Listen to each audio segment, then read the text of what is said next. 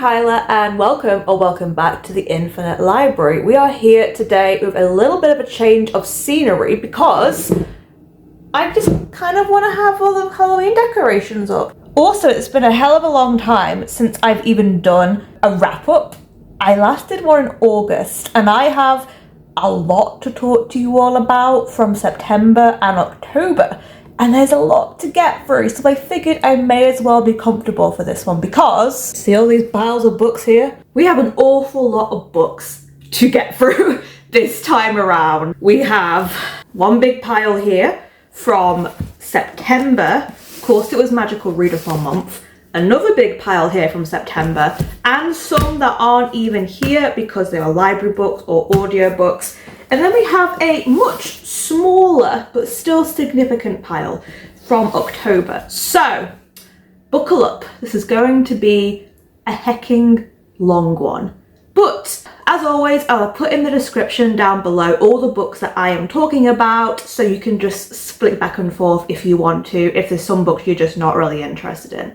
So, without further ado, let's get to it. So you're gonna have to put up with me having some very shaky lighting here. I am filming this in the evening, but honestly, given what it's like at the moment in the UK, we are in November now, it's just kind of like this all the time. So this is as good as we're gonna get in terms of the lighting, unfortunately, but hopefully I am still visible at the very least. I also look extremely pink right now because I just re-bleached and redid my hair.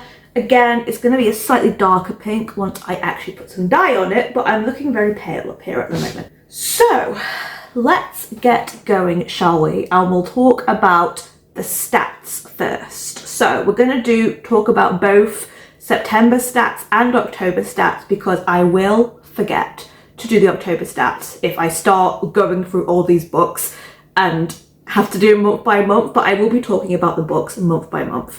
So, in the month of September, which was Magical Readathon month, which means I generally always read a heck ton of books. Anything that's got like multiple prompts to fulfill stuff in like a certain timeline, I just always read a lot basically. I think I had a decent amount of time in September as well to read, whereas October, as you'll see, I read a lot less because I was very busy. For September, however, I did manage to read 18 books with one ongoing book. I also did DNF for books. So as always, we'll start with the DNFs when I talk about the books just to get them out of the way. Page-wise, I read 6,158.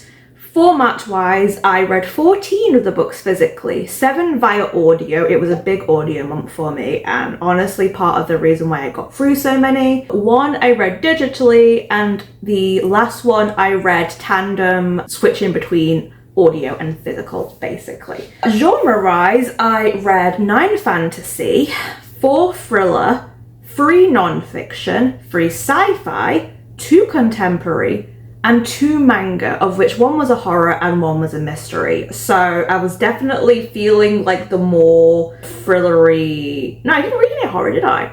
So yeah, it was a mixed bag of genres, I think. Only 1 horror. I usually read more horror than that in a month, but in going into October, it's mostly horror. But I did pretty good in terms of sci-fi. I may even be able to knock that off my bingo board. I'm not sure, but that would be pretty good if I could. So, where I got these books from, the source, 11 of these books I got from the library, 8 were from my existing TBR, which I'm pretty happy about. 2 I did buy, and 2 were rereads. So in terms of the rating, despite me reading like 18 books, was a bit mixed. I only had 1 5-star in total out of all of those 18-ish kind of books. No 1 stars, but I did have 2 2-stars, which is always painful. One of which you're probably going to hear a big old vent about because it took me a while to get through it and it's chunky. So yeah, you're going to hear me have a vent about that in a bit. But I also got 9 3 stars, so it was predominantly 3 stars that month, to be honest. I did get 6 4 stars though, and the 1 5-star, and that brings me to an average rating of 3.72, which is slightly less than the previous month, even though I read about the same number of books. I had more 4 stars last month, whereas I had a lot more 3 stars this month, which is unfortunate. Then for October, I read 11 books, so significantly less. I did, however, also DNF 2 books, and 2 books was like still ongoing at the end of the month. So of those 11 books, I read 4,019 pages.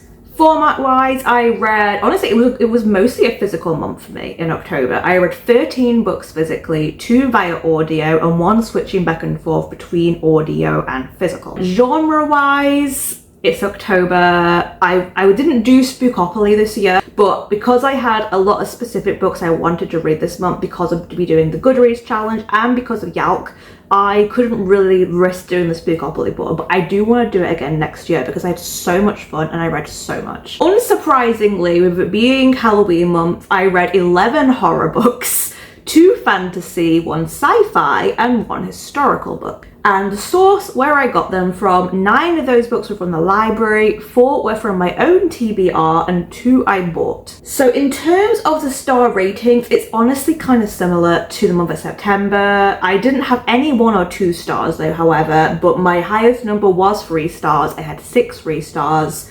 I had 4 4 stars and 1 5 star, and of course I did DNF 2 books. So that does leave me with an average rating of 3.8. I'm past my slump stage, which I'm very happy about, and I'm just very excited to read things again. But at the moment, at the time of me filming, I am like a week away from going to Yalk, which is a convention in London, which is Young Adult Literature Convention. And I'm still trying to read a bunch of YA books for the authors for that, but I am actually pretty on track because I'm actually reading quite fast again now. So I do think November is probably going to be better in terms of the amount of books I read. Although I don't know about the ratings, we're not doing too well in terms of wins so far. Those are the stats. Let us get into the actual books in question then. Basically, because I did Magical Readathon, this is Book Roast. It's usually twice a month kind of readathon that she runs, link to it in the description below. But basically it is a magical school themed readathon. You probably heard about it when I did my TBR for the month. But you essentially are a student and you pick certain job callings, and to kind of level up, you take classes. And I had taken back in April when we did our first term of the year, I'd taken an extra class. So my character is Elspeth, and she's originally a Feywild cartographer. And I decided to also pick up Friend Mage. So I ended up doing 2 callings. So we're going to go through the books calling by calling. So first, we're going to go with Feywild Cartographer.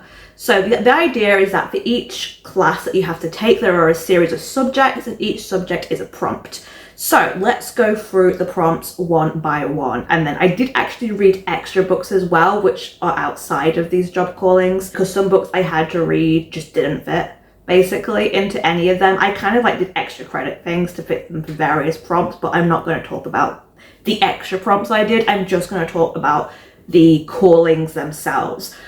So we started off with O in Elemental Studies, and that is to read a book with a favourite scent in the title, cover, or last name of the author. So for this, I didn't have anything that was on my existing TBR that I really wanted to sort of read. So I decided to put on something that I've been really wanting to get to for a while, and it's also very quick. It's just a short novella, and it's called Silver in the Wood by Emily Tesh, I believe it is. I had this on Audible. I think it was free on Audible. I did have it by ebook as well, but I just decided to listen to it via Audible for ease because I had a lot of physical books that I wanted to read as well.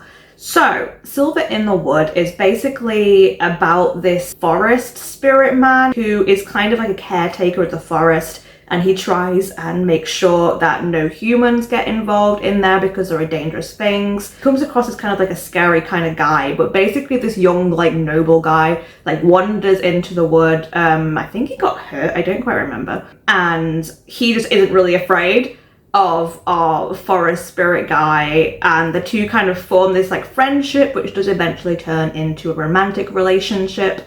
And I really wanted to like this one. I'd heard a lot of people say that it was good, and the premise honestly sounded good as well. Like, I was getting horror cottagecore gay romance kind of vibes, and I thought that would just be a winner for me, but it just didn't really work for me, unfortunately. I just didn't really click with the characters. It did almost feel like it was too short, and whilst on paper I feel like the plot is good and I feel like I should have liked it, in execution it just didn't really work for me. I didn't really gel with any of the characters. I had a slight issue with the age gap between the two characters as well. I didn't really see the connection between the two of them all that much, unfortunately. I did like the ending and where that could lead. I know there is a sequel to this as well, which I think is called Drowned Country or something, which I did have available to me as well, but I just didn't really enjoy this book. It just felt like a very nothing kind of story to me that I just didn't connect with. So yeah, I left it at that one. I'm not going to be carrying it on basically. I think I gave it a 3-star. Let me check. Yeah, I gave it a 3-star overall. It wasn't anything truly bad, but honestly, like, I know this was 2 months ago, but I can barely remember what happened in it now. I remember certain scenes, but yeah, overall, I just didn't really like it that much, unfortunately. There was another book that was to do with forest, actually for the same job calling, that I liked much more. But yeah, this one, I really wanted it to work, but it just didn't work for me in the end. So the next prompt is an O in animal studies, and that is to read a book with a phoenix on the cover. So I, along with I feel like most of the people in the readathon, read The Phoenix Keeper by S.A. McLean. This was a Illumicrate book that had come out like literally the month before the readathon, so a lot of people had access to it. If they didn't read this, I think they read the new book that was a sequel to House on the Cerulean Sea. I think people either read that book or they read this. So this is a sapphic, cozy fantasy kind of book. It's set in a magical zoo, which I love. And by the way, the whole box for this was like an absolute cracker of a box. We get so much of the romance themed stuff, and this does have romance in here, but because the whole book was like themed around magical animals, and I loved all the items we got in that, I thought it was a really nice touch, and it really connected well with the book as well. But yeah, Phoenix Keeper, I actually buddy read this with somebody else who was also reading it with Magical Readathon, and I read it a lot quicker than I'd intended to. I was gonna read this over like a week or so, but I was like pushed for time a little bit, so we ended up reading this in like 2 days, and I really enjoyed this one actually. I was basically what I kind of hoped it was going to be. Overall, I gave this a 4-star. I really enjoyed the cozy slice of life day-to-day elements of just our main character doing her job and like talking with her friend, and just the general sort of routine of working. And I feel like we don't see that very often in books, particularly in fantasy books, where you're seeing someone who is doing a job that they love, and you get to see that, and you get to see their passion for the job. And I just found that really inspiring. Our main character, whose name I have forgotten, Isla, is basically head of, like, her and another friend of hers are kind of in charge of a lot of the magical birds. And there is one specific bird that she is in charge of, which is a female phoenix. And she's been trying to get this breeding program off the ground now for ages, and then an incident happens at a different zoo, which means that there is a possibility that a male phoenix could come to her zoo, and that they could get this phoenix problem, like, you know, actually going somewhere. However, the actual like enclosure is kind of very decrepit and stuff. Like, they've not really been given any budget or funding for quite a long time, particularly because they've not been considered as a breeding option. So she has to get help from like other people in the about to say the circus, I'm sorry, in the zoo, to basically make the place look better and make this like successful bid for having a male phoenix brought into the zoo. So to do this, she does have to kind of make her peace, I suppose, with someone who is kind of like her worst enemy, who is like this other zookeeper who is in charge of like the griffins, and she runs this like big performance show, which our main character really doesn't appreciate, and she thinks it's just like trying to get money basically. But she kind of learns throughout the course of the book, and the two of them grow closer, and obviously a romance was formed between them, and I really enjoyed the romance between them. It was more on the slow burn side, which I do enjoy. Yeah, I really enjoyed the romance in this. In terms of other things about this book, there was kind of like a mystery going on about this disappearance of phoenix babies, and that was resolved a little messily, I think. I wasn't keen on the twist for that, and I thought it was a bit silly towards the end, but overall I did really enjoy this. I would happily read more books set in this world. I'd love to read more books like this, quite honestly. I just had a really good time with this. Okay, the only other thing I could complain about, I would say, is that sometimes our main character Isla can be a little bit frustrating. Like, it's made clear very early on that basically she has struggles with anxiety, particularly social anxiety. Like, she struggles to do like talks with the customers to tell them like about what the animals are and teach them and that kind of thing, which is kind of like a part of her job. And she struggles to talk to anybody really, which is why like her dating life is a shambles. It was very relatable, I think, a lot because of that, but it did feel like she was getting in her own way a lot, I think. So I do think that unless you kind of do experience similar things to how she does and like her fear of public speaking and stuff, it can get a little bit frustrating because it does kind of block a lot of the plot moving forward quite a bit of times. But I did appreciate that like mental health was an aspect of this, and that you know, she's basically someone who loves animals so much and she just doesn't really feel comfortable with humans, but she does kind of learn to feel more comfortable. Essentially, the book goes on. She ends up in a much better place at the end of this book than she was at the beginning. So yeah, I really enjoyed this one. It was definitely a winner for me. Solid 4 star. So next, I had to pick an O in astronomy, and that is a book released on my birth month, which is March. And I unfortunately DNF'd this book. This is also me kind of saying as well that I've just kind of given up on doing literary diversions fits along. I was really keen to do this. It's essentially like a long readathon of all of the Robin Hobb books, and I was just really struggling with like the first trilogy. I managed to read the first 2 again, and then I just couldn't hack it with the 3rd book. But I thought I'll pick up Ship of Magic because I remember really enjoying it when I first read this one like a long time ago, and this will be the decider for me. And if maybe like Robin Hobb is just not it for me right now. So yeah, I started Ship of Magic. I was supposed to be doing a buddy read of this one as well, and I got maybe like 30-40 pages in and I was just not feeling it. I was just really not in the mood for the type of book that this is, and it's not in any way that it was bad. It just felt to me that right now Robin Hobb is not, it's not my time for Robin Hobb, basically.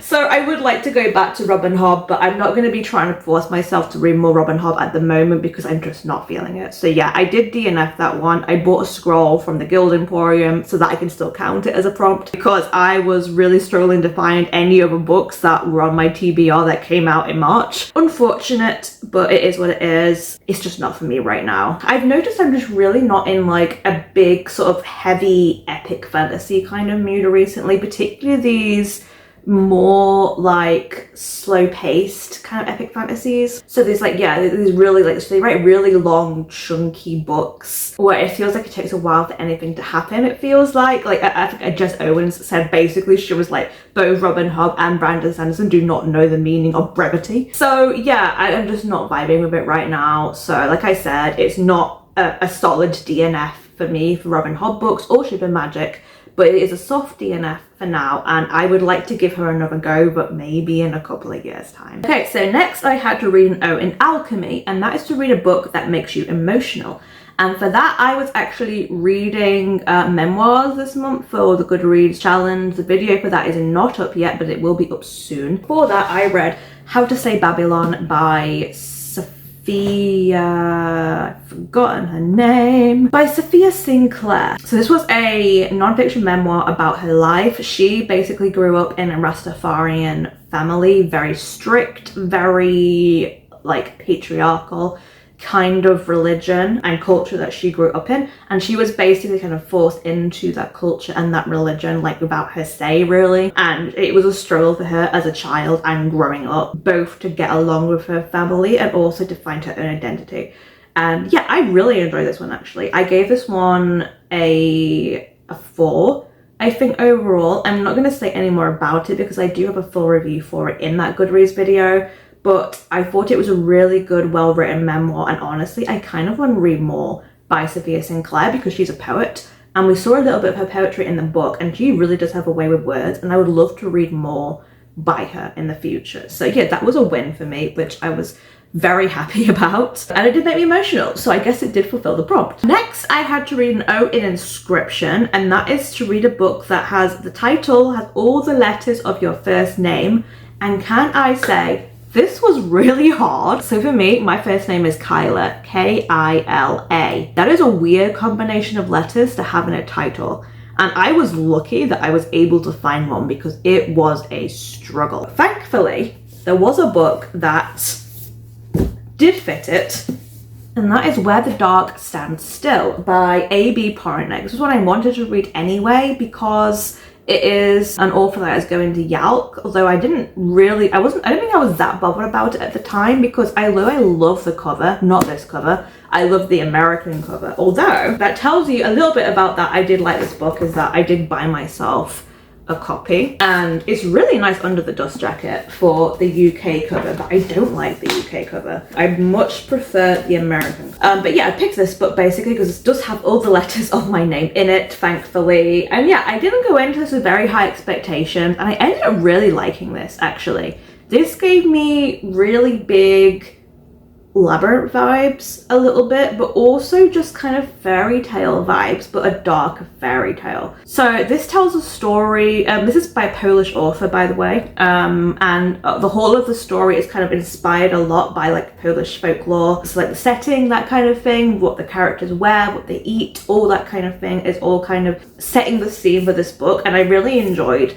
that was a thing because I think it really gave it its own kind of identity that helped it set apart from like all the various other like fantasy romance stuff out. So this book tells the story of this young girl called Liska who has kind of been hiding her magic and is kind of vilified for the magic that she has in her blood, and she ends up, I can't remember if she's banished or she basically runs away after her powers like kind of go out of control. We don't really find out what exactly happened until quite a bit further on, but she basically runs away into the wood, and the wood is kind of known for being this scary place that is got this creature called the Leshy who is like a demon warden of the woods, and she runs away, bumps into him obviously, and he really is kind of like that typical Leshy looking character, at least initially, which I really enjoyed. I liked that kind of visual imagery for it, and she ends up making a bargain with him. So basically she wants to get rid of her magic so that she can return home. You know, she knows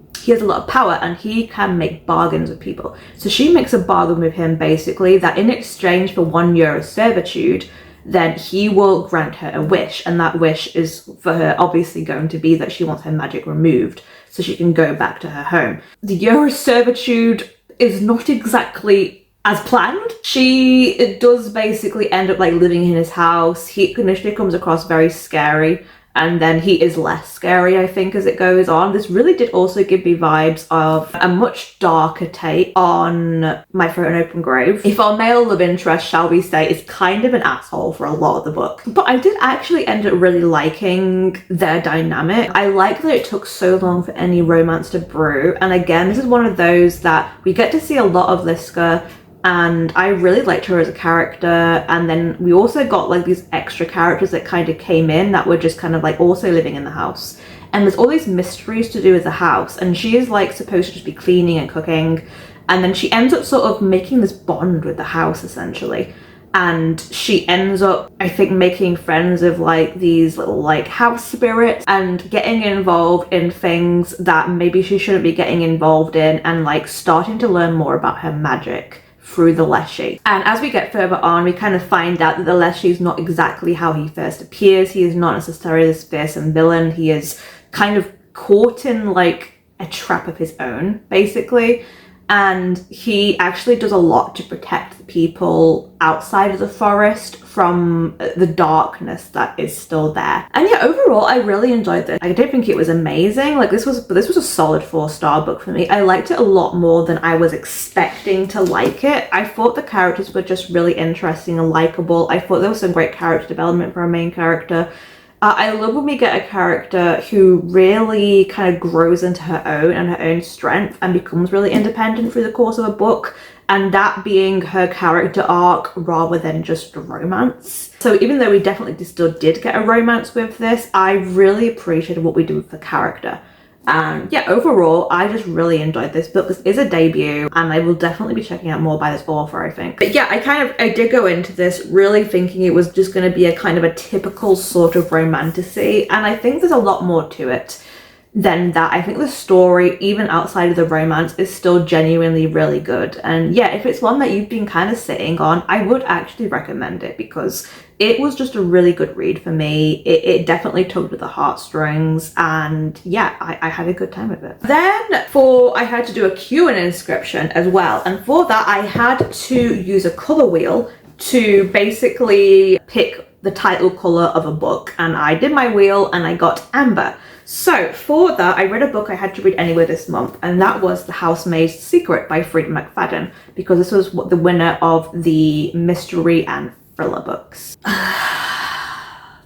Yeah, this wasn't great. I'd read The Housemaid Secret already back in the end of August, I think, and I didn't really enjoy this that much either, but I did enjoy the twist and where it went towards the end. It kind of redeemed it for me a little bit, but it was still a low 3, probably still a 2-star book. This one was definitely a 2-star book for me. I enjoyed this a lot less than The Housemaid. I thought it just kind of retread the same steps over and over again. I didn't think there was anything original about it. I thought our main character Millie was extremely frustrating, and how naive she was and how she was just behaving in her life, and how she was falling into the same pitfalls over and over again, and just not talking and communicating with the people that were supposed to care for her, which is always a trope I hate in any kind of book.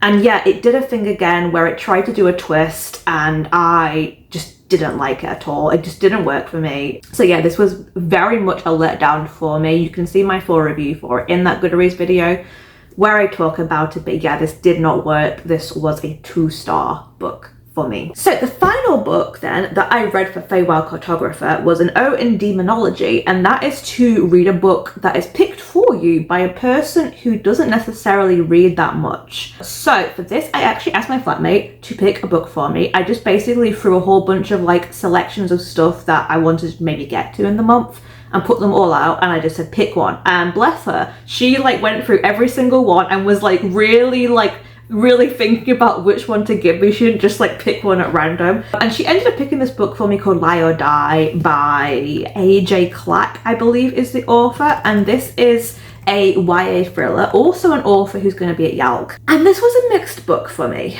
I would say. I think I would give this a mid-3 overall. For me, the premise was really good, and it did execute some of it well, but not all of it. And I just had some issues with it in general that I think stopped it from being like a real win for me. But definitely one of the better YA thrillers that I have read, I would have to say, in the past year, because the bar is that low, unfortunately. But basically, yeah, Lie or Die is a very recent new release, I want to say. I could be wrong, but basically it takes the idea of a reality TV show that people are put into and Mafia/Werewolf. For people who don't know, Mafia/Werewolf is basically this game where it's kind of like set up so that everybody has like a different role of sorts, I believe, in Werewolf. I don't know about Mafia because I've not played it. But basically there is like a hidden like agent or werewolf who is like lurking amongst the people and essentially killing them off. And the other players have to work out who the traitor is basically amongst them, and then to accuse them before everyone else dies. So that is the whole idea behind it. Our main character has a very complicated relationship with her best friend, and they have this like big bust up, and they both essentially like go into this reality TV show together. Her friend actually nominates her to go with her. She doesn't nominate herself, and she's not really keen on the idea at all of being on a reality TV show. She knows that she is notoriously bad at playing this kind of game. She plays it a lot with friends, and she is someone that cannot lie. Like, she's really bad at lying, so she knows that she's like screwed basically, particularly if she gets put as like the evil agent type character. So they end up going onto this reality TV show, and their other friend is kind of like around but not in the show. He's kind of like ends up helping out with the production of the show, which ends up actually being quite important later on. But yeah, they go into this reality TV show. You meet a bunch of other characters who kind of fit all the different tropes, although we do then get to see some of those tropes pulled apart, which I really love. And then of course it turns out that people are beginning to die for real, and this reality TV show is not what they all thought it was going to be. So I thought it started off really good. The tension was there. It was doing all the right kind of things. Look, me and my flatmate, which is why she picked it for me, love these kind of like mystery death game kind of things. We love things like Danganronpa, the 999 games, stuff like Squid Game, Alice in Borderland I really love as well, Battle Royale, all that kind of stuff. It is really up my alley. I love the tension. I love the mystery element and the getting to uncover the truth and how you end up finding out things about people that you didn't know, that kind of thing. I just think it's a really good sort of premise for a thriller because you have them all trapped in one place. No one really knows each other. It becomes a lot about not being able to trust anybody around you. And there is usually some sort of time deadline as well, which like obviously in this case it's a thing of that at night time people attack. So there's always this kind of like ticking clock going on, and I think it works really well for a thriller, whether it's a movie, a video game, a book. So I think this definitely started off and was like doing all the right dance steps for it, and it kind of lost me a little bit unfortunately as it went on, as it became clear that things were sort of not as they should have been. We got a lot less emphasis on the actual sort of mystery investigation aspect, unfortunately, and we actually did a lot of skipping time, like zooming through like the trials and that kind of thing, which was a shame for me because those are kind of the bits I enjoy the most. So it kind of began to lose me a little bit because it just kept skipping forward and not giving me like what I think could have been some really good character moments. This sounds really bad, but there was something else that really took me out of this book. And that was that clearly the author was a Swiftie, because she had this whole thing where our main character and somebody else were like communicating via Taylor Swiftisms, like various songs and lyrics and that kind of thing. And I just really didn't like that. Like I thought it really dated the book. I am not personally a Swiftie, and like it's great if someone reads this and they are a Swiftie because it adds a whole extra layer to the book. But I personally just really didn't like it. It felt kind of cringe and cheesy, and also just that, you know, you're gonna pick, if you pick this book in 10 years time, it's probably not gonna make a lot of sense in terms of the Swiftisms. So that really kind of got to me, even though I know for a lot of people it would be a plus, but it just doesn't really work for me. It really took me out of it every time they did this. And yeah, the pacing I think got messy as it got further in. I will say, however, that the payoff towards the end was really good, and I really did actually like the twist of who was like really behind it. I thought that was really good. It kind of went in a direction I was expecting, but not really, which I always appreciate with these kind of things if I don't necessarily know who it is coming. And it really did like leave enough suspicion on basically everyone that it was hard to tell. So overall, I did think it was a pretty decent thriller. It just had some elements that just kind of missed the mark for me, unfortunately. That meant that it wasn't a 4-star, it was a high 3-star, and it's a shame because I really kind of wanted it to be like up there. But yeah, ironically I've read a bunch more like YA thrillers since then, and this is still kind of one of the better ones I've read. So before I talk about the next job calling, I am just going to briefly mention the other books that I DNF'd in this month. I've already talked about Ship and Magic and how that was more of a soft DNF for me, but I did also DNF 3 other books in this month. So I only have one of them physically at the moment, which I'm probably going to pass on at some point or another. It unfortunately has this like damage, which it had it when I got it because it was in a clearance thing at WH Smith. But it's Like a Charm by Elle Nicole. This is not a bad book, I will say that. I was listening to some of this by audiobook actually, and I thought the audiobook was decent, although I really didn't like how they did one of the characters, which took me out of it. But this is about this girl. She is an Indian girl, and her, I think it's her grandfather, dies at the start of the book. Yeah, her grandfather dies, and basically she has been able to see like see weird things for a while now, I think. Ramya is her name, sorry. But basically, yeah, it starts off and she has kind of like been estranged from her larger family for some time now. It's set in Edinburgh, which is really nice. And she basically has to go to this funeral of her grandfather they've been estranged from. She meets some of her family, but she kind of feels like she's not a part of them, basically, because her parents have kept them separate for a long time now, ever since the incident happened when she was younger. And then it turns out that she's able to see like fae and spirits and stuff around Edinburgh, and it's this magical thing that gets passed down to her. And this book is also passed down to her by grandfather. And I did think this was pretty good, but I think for me, a middle grade has to be a certain specific thing for me to really get into it now. And this was just too young for me, unfortunately. I thought it had some great ideas. It had some great disability representation too, because Ramya has dyspraxia, which is not something I ever even see put into books at all. So it was really nice to see that and also have her be a main character. So I thought it had some really good things, but it just unfortunately was too young for me. I got like a good chunk of the way through, I think, like, I don't know, maybe about 100 or so pages in, but I just couldn't get into it and it was just too young. So unfortunately, it's a DNF, but by no means a bad book. I would recommend this just if you're okay with reading something more that's on the younger side of middle grade, then I would recommend this definitely. Again, this was an author who was at Yalk, so I wanted to give it a try. But yeah, unfortunately, it didn't quite work for me. But I would actually recommend this author because I think she has some really good things to say and her world building is really magical. And I think her characters are quite good as well. So yeah, just wasn't one that worked for me at this time. For my memoirs, I did also try and read Prince Harry's memoir, Spare. I fought through the first 2 hours or so of the audiobook before I admitted defeat and that I simply did not care. So yeah, I DNF'd that one. No, I just didn't care, basically, in the slightest. So that just didn't work for me. The final book that I DNF'd was a book that I'm actually kind of sad about because it was a book I really wanted to love. Like, it was very much kind of like I saw the cover and I read the premise and I thought it would be perfect.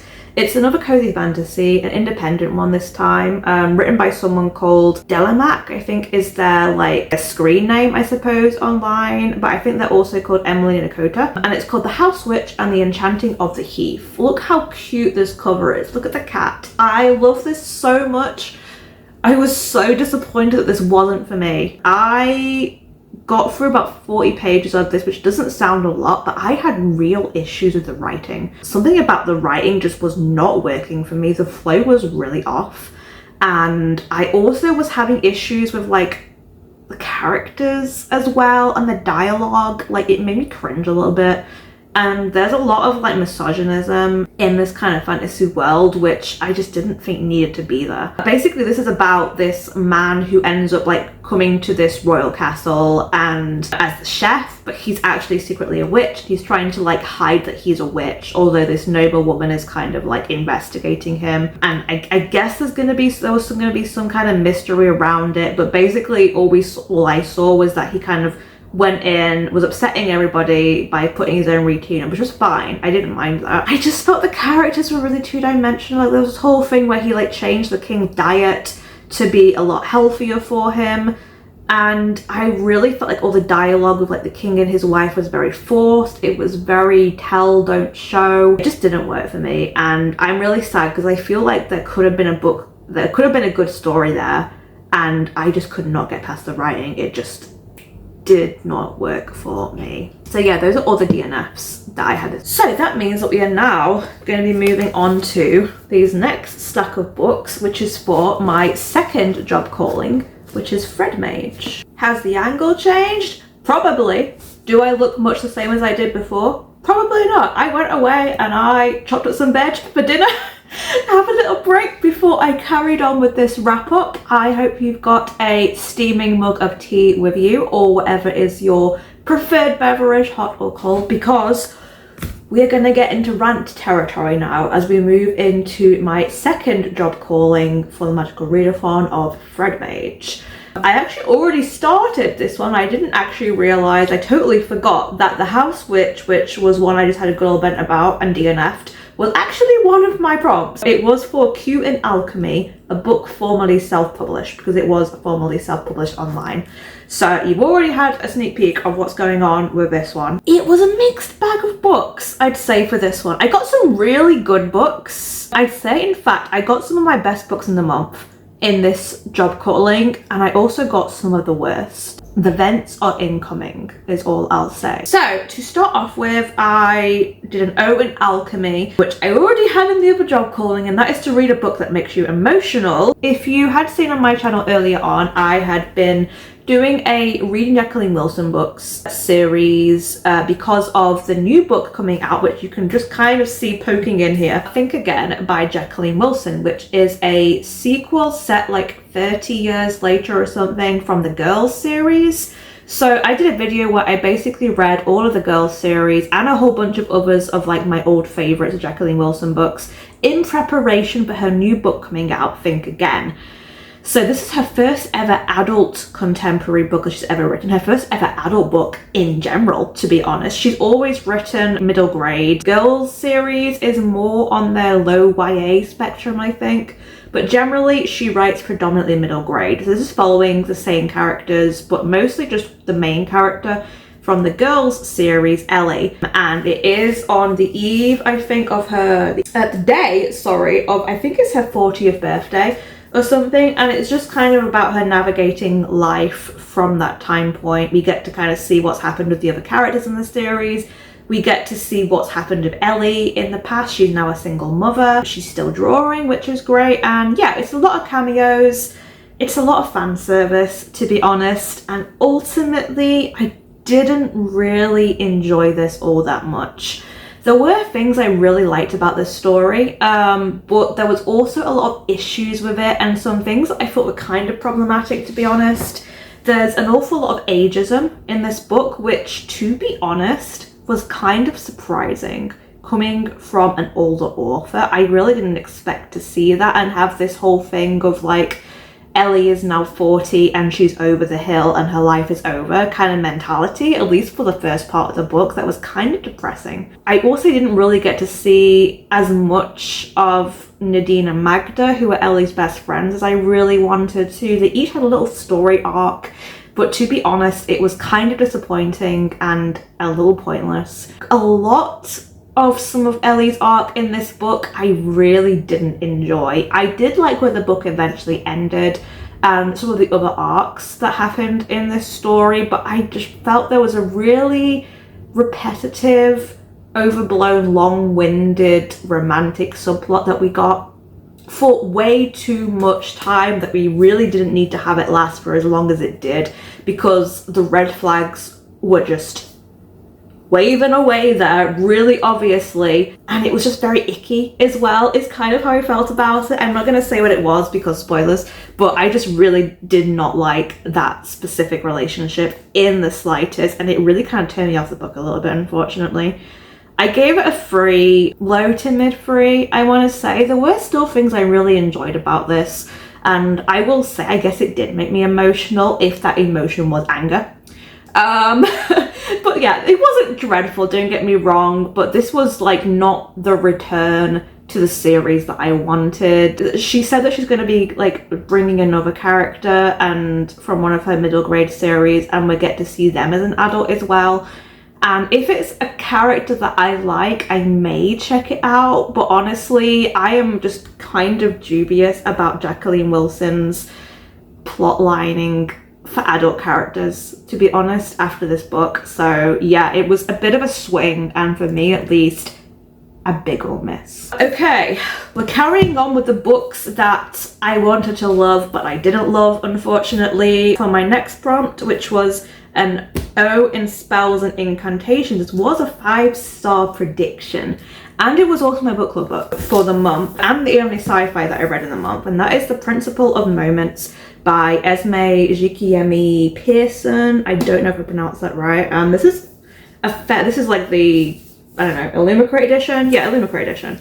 I had meant to have read this back in the summer because she was one of the authors that was going to be at, oh my god, I've forgotten what it's called, the book thing I went to, Chimera. She was one of the authors that was going to be there, and I wanted to try and read it for that, and I didn't get around to it.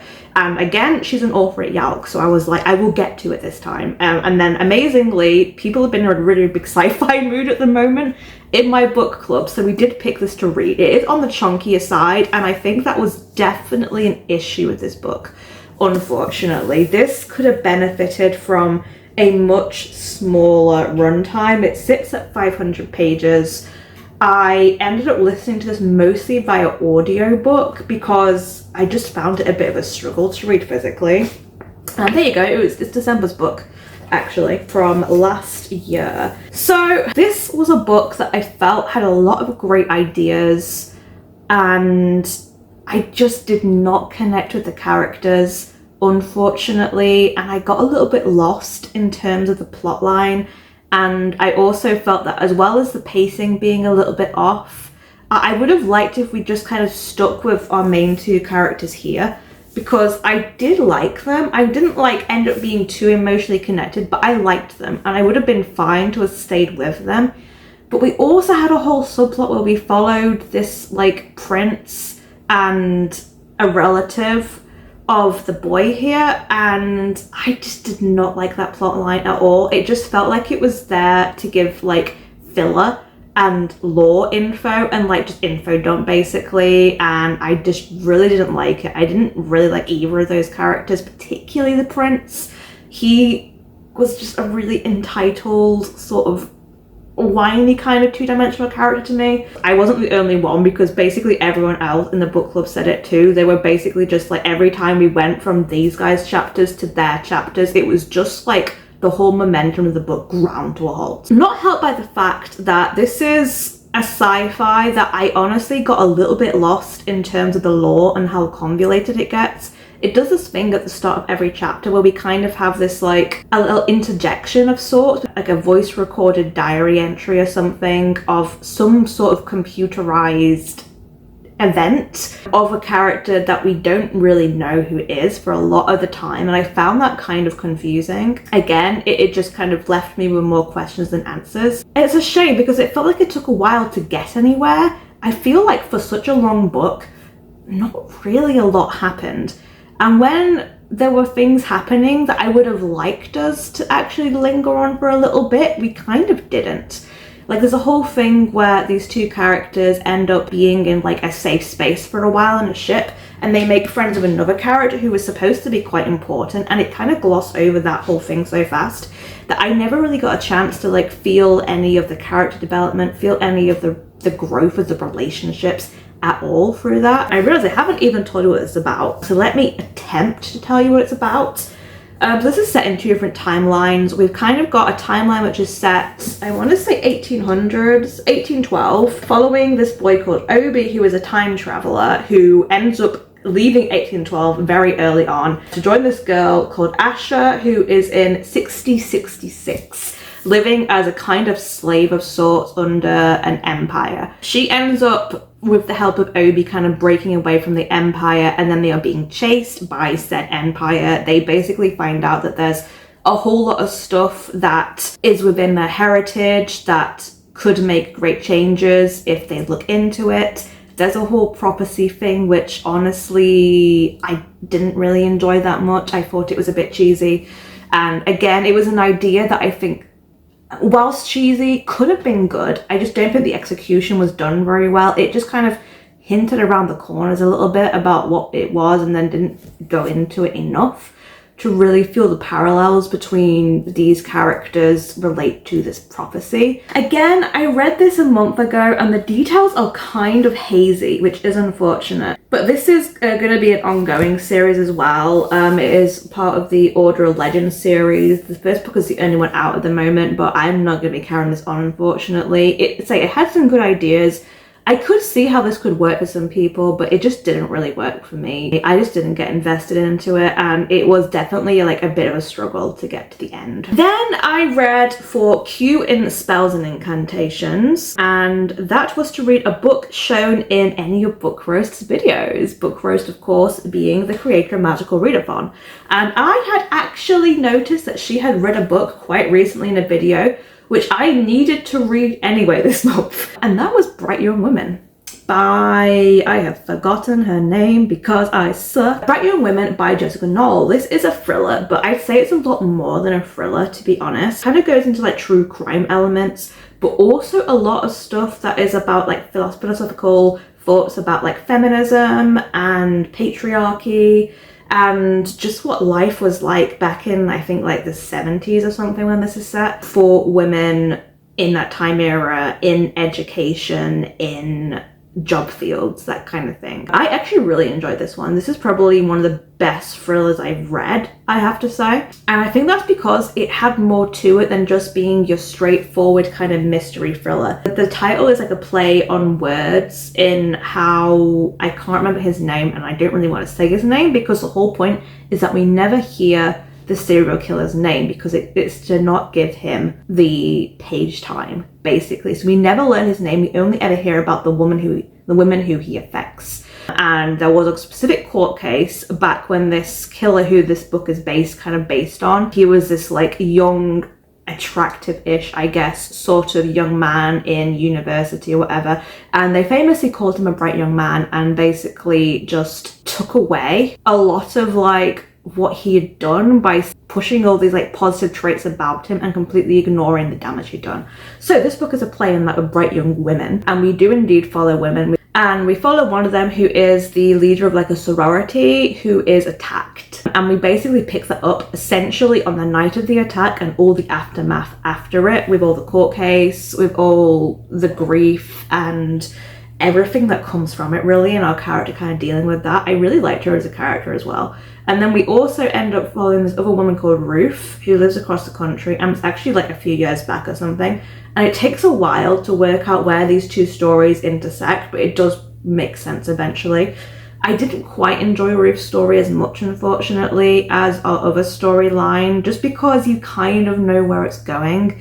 And it took a while to get to the point, I think, although the ending was chilling. But overall, I thought it was a really good book. I had a lot of really good things to say. And yeah, again, my full review is in the Goodreads video, so check that out if you want to hear more about that book in particular. But it is one that I would actually really recommend. The next book I read then was actually a reread. It was for my prompt in in Restoration, which was to read a book with a night sky on the cover. So I read Double Act by Jacqueline Wilson because this is kind of a night sky. It's not really, but we're just gonna say it is. I had to read it anyway because I wanted to get another Jacqueline Wilson read before I went to the event, and I was doing my video obviously about it. And yeah, I think I actually really enjoyed this one.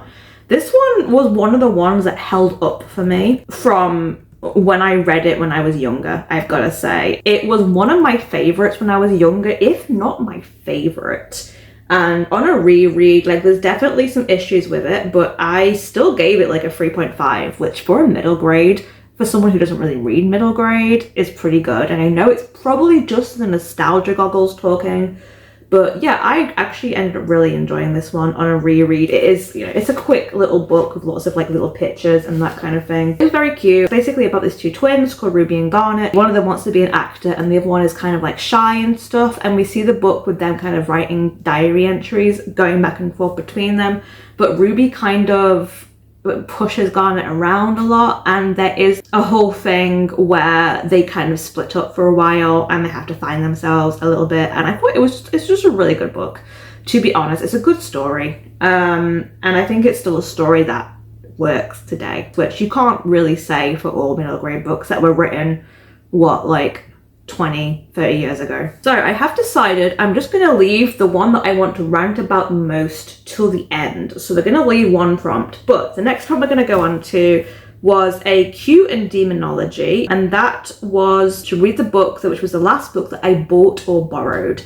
And I actually just been to town the previous day and I picked up the latest volume of The Summer Hikaru Died. This is volume 5, and I read this a while ago, so it's actually a little bit hazy for me to remember what happens in this volume, but this is a horror LGBT series that I really love. It is basically about these two boys and their friends. So the main boy, who is this boy here called Yoshiki, his best friend Hikaru goes up into the mountains over the summer, and when he comes back, he is not Hikaru anymore.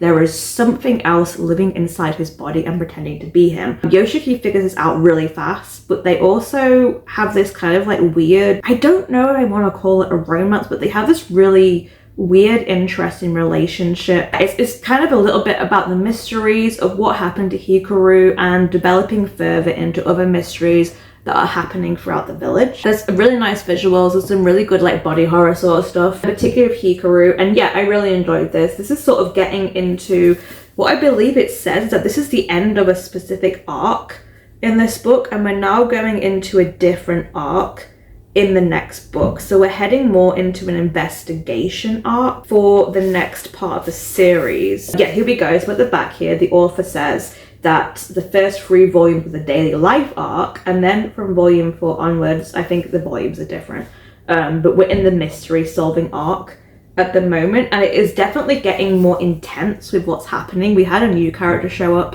who, I think he should have been the previous volume actually, but we got to see him more and actually interacting with people in this book, and he is kind of like aware of what's happened to Hikaru and has some sort of mysterious powers himself, I think, and there is some kind of thing going on in the village which feels very Higurashi to me. There is some dark stuff going on that is in the background that we weren't aware of. I'm still loving this series. This is a 5-star manga series for me. I absolutely adore it. I can't wait for the next volume to come out, and yeah, I love it. If you want really dark sort of horror that has weird character interactions, I suppose, with a slight LGBT slant on it, then I would recommend this series a lot. It is intense and terrifying, and tension is very high, basically. Okay, so the last 3 books that I read prior to me talking about the book I'm going to vent about, for the next prompt, which was to get a Q in animal studies, I had to read a book which was a standalone, and I was again just looking at Yalc authors for this really,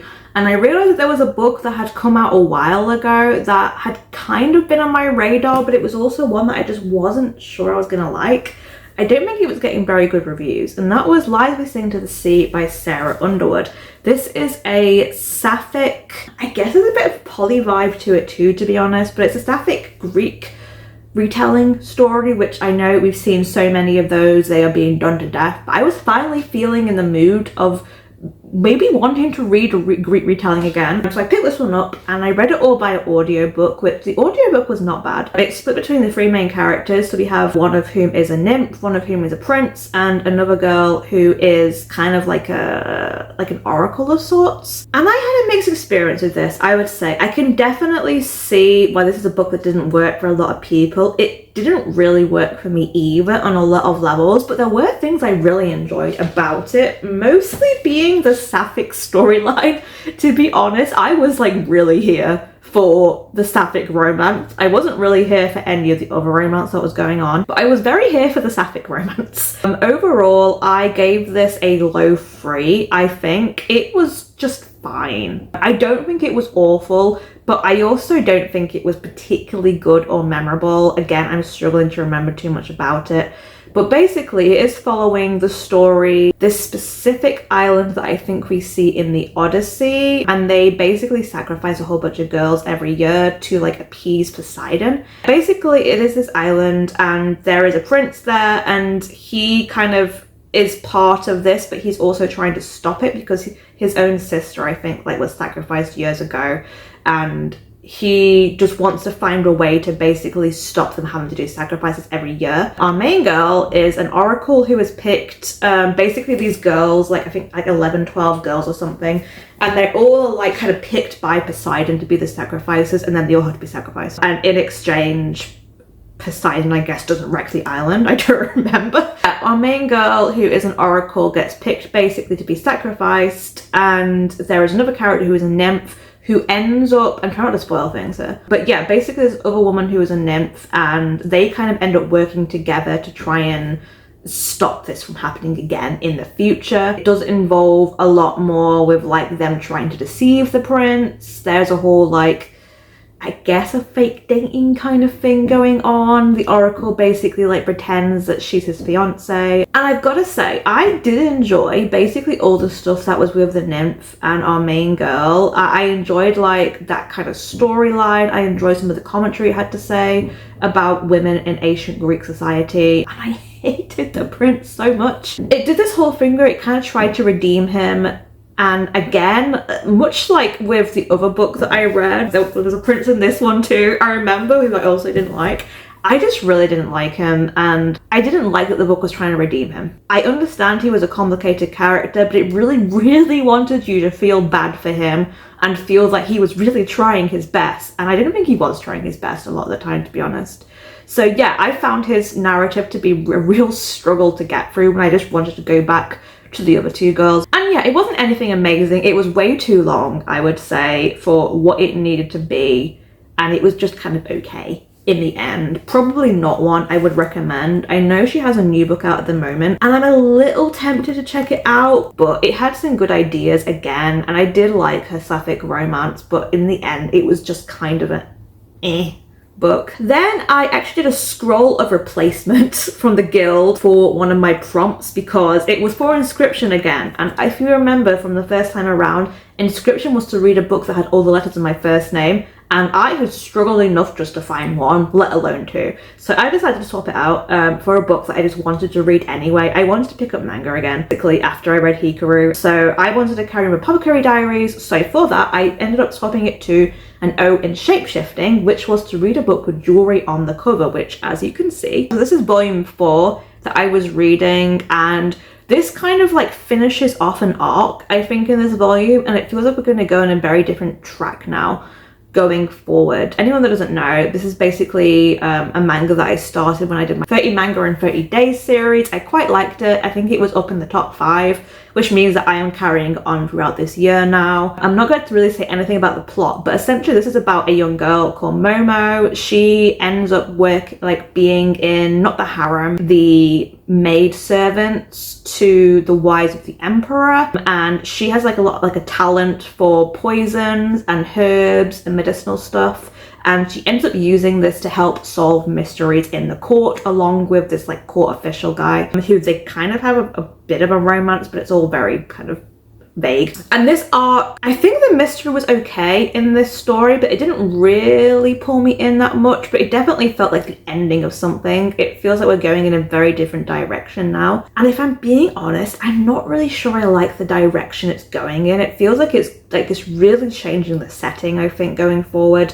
So I don't really know if I want to carry on the series now. I will probably try volume 5 just to see if I like where it's going, but I didn't really enjoy the ending of this one. I felt a little bit deflated from it. It's one that I don't know if I'm going to carry on, to be honest, going forward, but it's a shame because I do think it's a good series, and I do enjoy like these like forensic mysteries that we're doing, and I enjoy Momo as a character, and like the cast is interesting enough, but if I'm being honest, it's starting to get a little bit repetitive. Changing scenery could actually be a really good thing, but I just didn't like where they were going with the change of setting, so I don't know. I may carry on. If anyone has actually read on from the series from this point or watched the anime, which probably goes past this point, I'm not sure, let me know if it gets better, because if it kind of stays where it is in terms of the storyline, I feel like it's not going to get any better and just going to be kind of repetitive. I am considering DNFing this manga series at this point. On to another book, and this is the only 5-star of the month. This is going to be fun because we're going to talk about a 5-star, and then I'm going to talk about 2-star and my worst book of the month. So we're going to get some very good happiness, and then we're going to get some good old ending. For my prompt, which is a D in animal studies, I had to read a book that had a cover change, so I picked a book that was like an Illumicrate book because it was like a subscription book, so they changed the cover basically. And for this, I picked A Study in Drowning by Ava Reid. Again, one that I don't really like the UK cover of, to be honest, even though it does definitely fit what the story is about. The American cover is just so nice though. I love the American cover.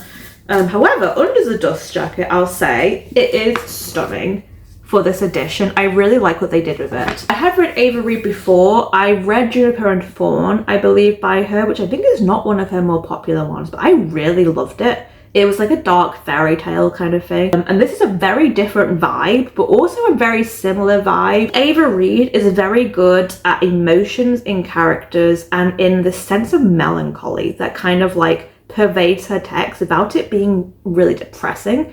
It's just kind of like this atmosphere that her books have, and I think this book, I preferred this book to Juniper and Fawn, but like only just, but this was a solid 5-star for me. I really enjoyed this book. This tells the story of this girl called Effie, I think her name is, and she is studying architecture, and she basically has like always loved this like fairy tale book series where she grew up.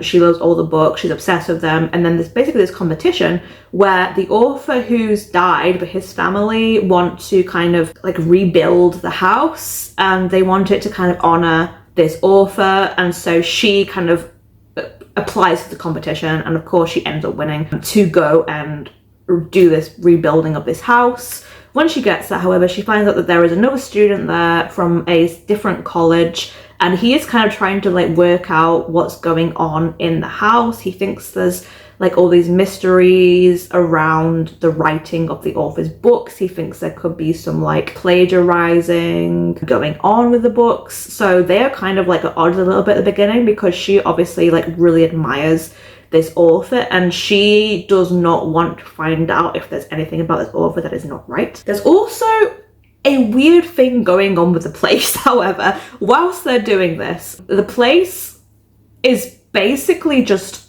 flooding constantly, it feels like. This is called A Study in Drowning, and this is one that, again, I talked about in my Goodreads awards, because this was in the YA fantasy, I believe, and I have a much more coherent review there, I think.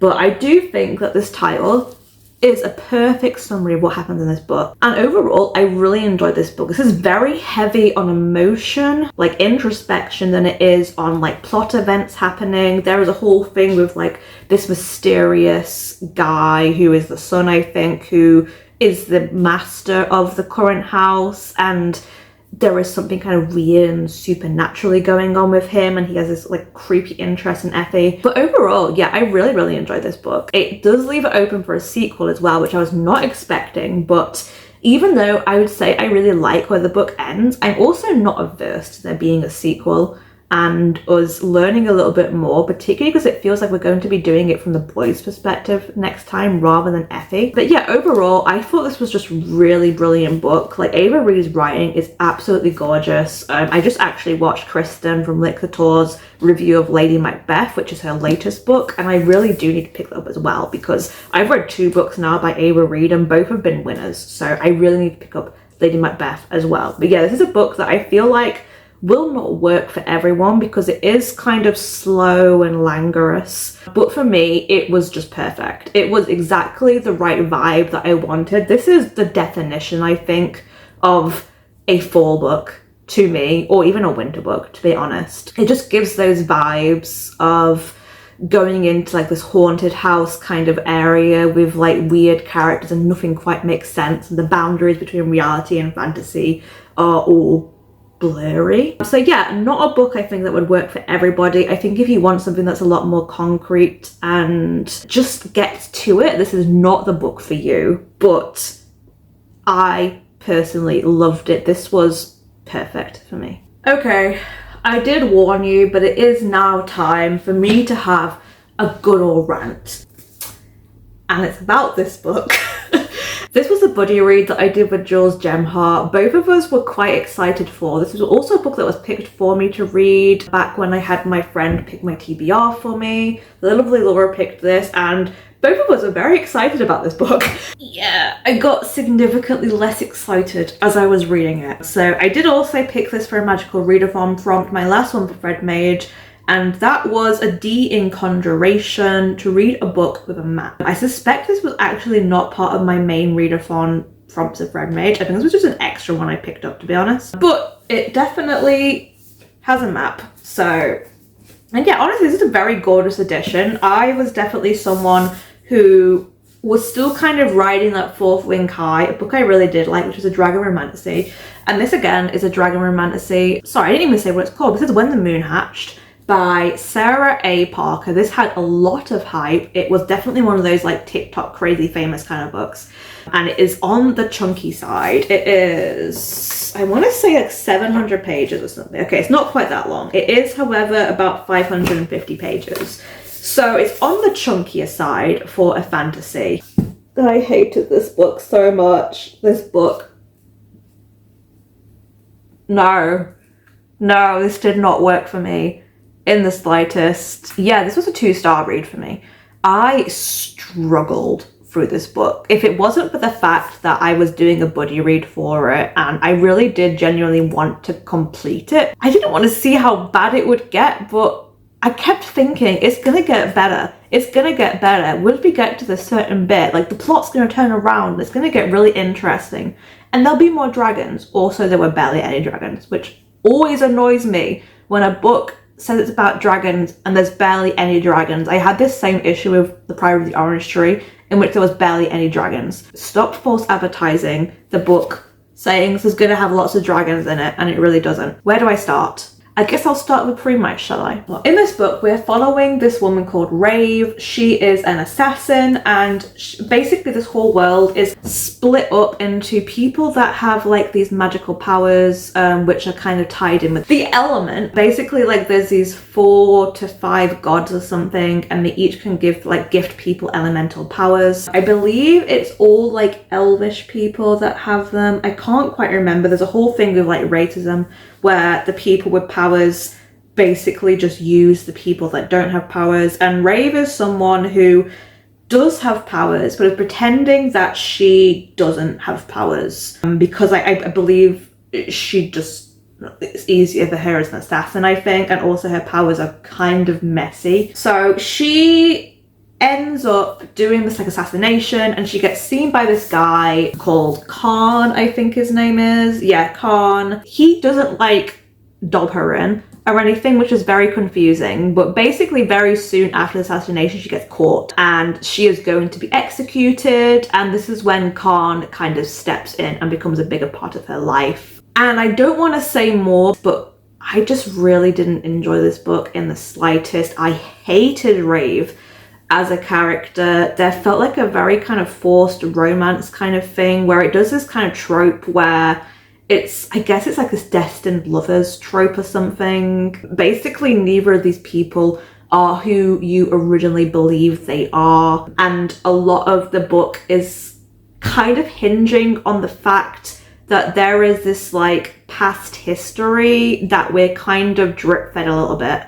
It's supposed to kind of make their relationship be something that is real, I suppose, but I just felt it was very forced. I didn't really like either of the characters. I liked Khan more than Rave, but even he was like kind of a dickhead a lot of the time. And it felt like a book that was trying to do an awful lot of things, and it felt like it was really slow. Like things took ages to get going, and don't get me wrong, I don't mind me a slow burn, but if I had to say what happened in this book, I feel like it could have happened in 200 pages rather than 500 pages, and I think it would have been better for it, to be honest. So yeah, the length definitely kind of offended me. God, I hated the romance in this book so much. The world building I felt was just kind of messy. I don't think it really made a whole lot of sense, to be honest. Both of the characters, but mostly Rave, to be honest, are incredibly selfish. And there is this whole subplot with Rave wanting to get like revenge on this person. The thing with Rave is that we're basically told that she is this very cold person who doesn't let feelings in, and then we're made to think that it's a big deal that a certain thing happens to a certain person who we were told she doesn't really care about, and now like it's her only goal in life is to take revenge for what happened. and it feels like just very like one note. It feels like Rave herself is just like this bull in a china shop, and she has one thing in mind and she will not think about anything else, and it's very frustrating. I just found the relationship very icky. So my friend who read this with me, she's actually a much bigger fan of romantasy than me, and she kind of really likes the French trope. So for her, she was quite enjoying this for like a good amount of time in the book. But even for her, she was like, it's a 3-star. And then like she actually ended up disliking it more and more as the book went on. So she ended up dropping it down to like a 2.5 stars. Both of us didn't really like the main character that much to be honest. She's also not really a fan of the spicy scenes, whereas I don't mind the spicy scenes, but I wasn't really keen on them in this book either. They felt very like shoehorned in. Like it did this whole thing where it's just like, oh, I'm trying to do something and now we're in bed. And I really hate that kind of thing. I think for me, honestly, it's Rave that's the issue in this book. I just really hated her. I just couldn't get to like her very much. And I don't think she had very much growth as a character throughout the course of this book. Khan was at least giving me some green flags, but she was just giving me black flags all the way through. This is when I really wish that I had actually been able to talk about this book a lot sooner, because I obviously read this book now like a month and a half ago, and I feel like my emotions are not as fresh now as they were back then. I feel like I was so much angrier with this book back then, and now I just kind of feel not neutral, but I'm just kind of like meh about this book. It was a book that I really wish I could have loved, and I just felt it was like paint by numbers. Romantasy is how I kind of felt. I actually remember watching a video by this booktuber, link down below, and she did a video precisely because she read this book, and it wasn't that she necessarily hated this book, it was the fact that it basically just did every single trope that is expected from a romantasy. You know, we've got the young, edgy kind of main character who's an assassin, and oh my god, she can't feel things and be in love, but oh, there's this really hot prince guy that really likes her already straight away. And there's a whole political thing going on as well, but it felt like it was very much in the background for this book. Like we had a lot of things that was like diary entries from this person in the past, like things that didn't really make sense until a lot nearer to the end. And the twist, I just didn't like it, to be honest. It really felt like it was just an excuse for why these characters were in love with each other. And I didn't feel it. I didn't feel the love and the romance between them. It just felt very shoehorned in. And there was an extra twist at the end, which I didn't hate, I've got to say. I definitely didn't see it coming, but it definitely feels like it adds a lot more stakes. And I also just feel like Rave, as the character she is at the moment, just wouldn't care about what happens towards the end of this. Yeah, I felt the romance was just very forced, to be honest. I never once believed in the romance, and it tried to kind of like do some extra viewpoints and stuff, and I really didn't like it when it went to its extra viewpoints. There's one specific viewpoint where it goes to, which I was so icky, and I just did not want to be in this person's head. Like, I hated being in Rave's head for most of the book, but this person was even worse. I just found this book to be really frustrating, and for me, it is basically an example of a romantasy that does everything that I don't want it to do. I didn't find it interesting. It didn't give me what it promised, which was dragons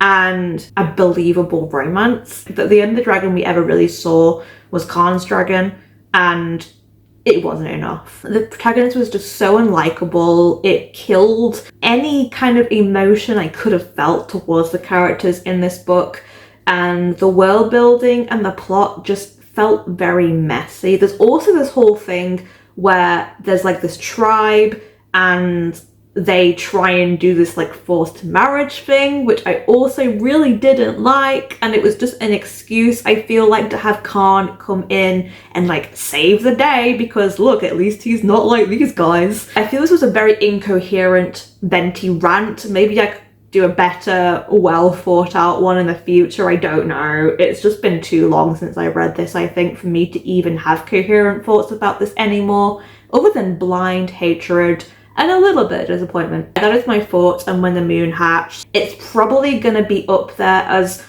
one of my least favourite books of the year already, so I guess that's a spoiler for the end of the year stats. I just don't get the hype that's around this book, other than the general sort of hype you get for romantasy nowadays, and just like the idea of what the book is rather than what the book actually is. So I'm very glad for those people that it did work for, but for me at least, it was not good. Did not like it. Will not be carrying on this series. Will definitely be getting rid of this. I've already giving it to a friend as soon as I've done this filming, basically, just because I want it out of my house. That was the vent. I hope you enjoyed. I wish it had been more coherent, but you got what you got, I think. So I only have a few more books I want to talk about for my September reads. I know it's a lot of books, I'm sorry, but then I'll finally be able to talk about my October books, which are significantly less. So the only other books I read over this month was another thriller. This was for the Goodreads book, and that was None of This Is True by Lisa Jewell.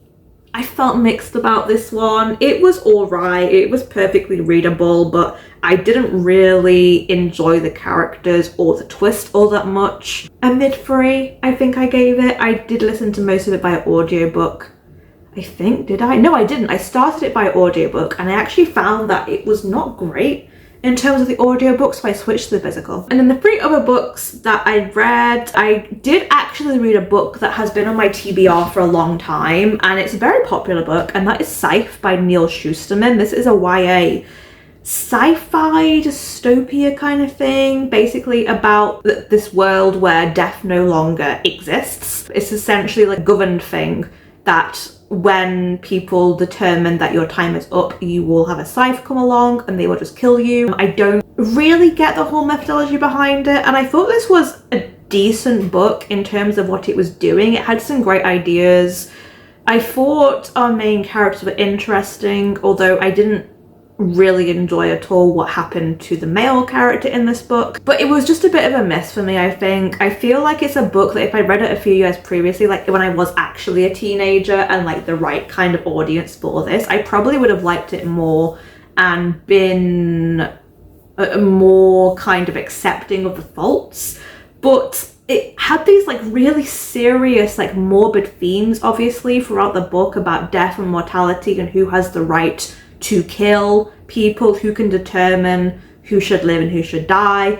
And then it had this kind of silly element where like the villains, antagonists, whatever in this book were just kind of exaggerated and silly, and I couldn't take that seriously. It felt so over the top. I feel like it could have worked in like a film, but I think as we sit with it more in terms of a book, it just made them really cartoonish, and it kind of killed it for me a little bit. I just really couldn't take that seriously, and it just felt a bit ridiculous, unfortunately. So I still liked this book. I gave it a mid-3, but I don't think I'll be carrying it on, not only because I don't really feel like I enjoyed the main storyline enough, like the topic is kind of heavy. I don't think I enjoyed it enough to want to see where it's going, but I'm also just a little bit dubious given how Neil Shusterman handled the antagonists. It definitely ended in an interesting way, I would say, with where the characters end up, so I could see the story getting quite good, but I just didn't enjoy this as much as I thought I was going to, unfortunately. So yeah, it's a shame, but it's one that was okay, and I'm just not going to carry on. Then I read The Witching Year. This was also for my memoir thing for the Goodreads. This is by Deanna Helmuth. It is basically about this American woman who